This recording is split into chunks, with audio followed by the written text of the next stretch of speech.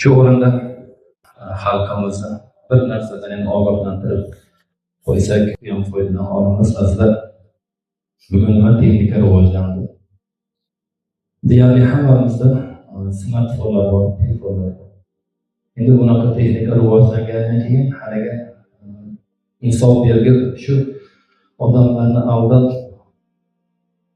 makr qilib pul ishlaydiganlar ham endi har xil yo'llarni qidiryapti.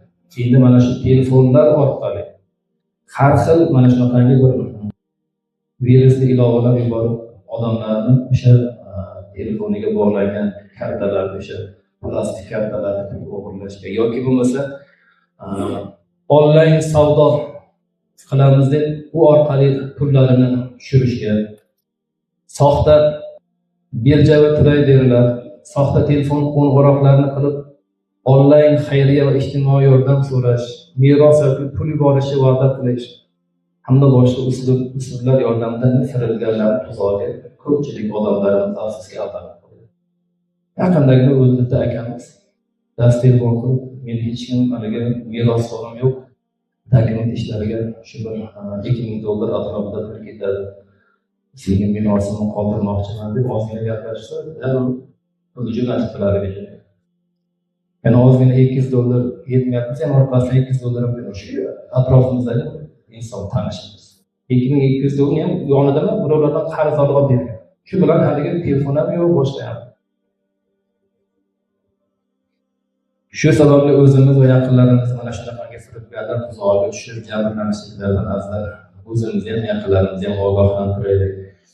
Internet tarmog'idan xavfsiz foydalanish, plastik kartadagi mablag'larni firibgarlar tomonidan o'zlashtirib olishiga albatta yo'l qo'ymaslik uchun ham barchamiz bu narsalardan ogoh bo'lishligimiz kerak.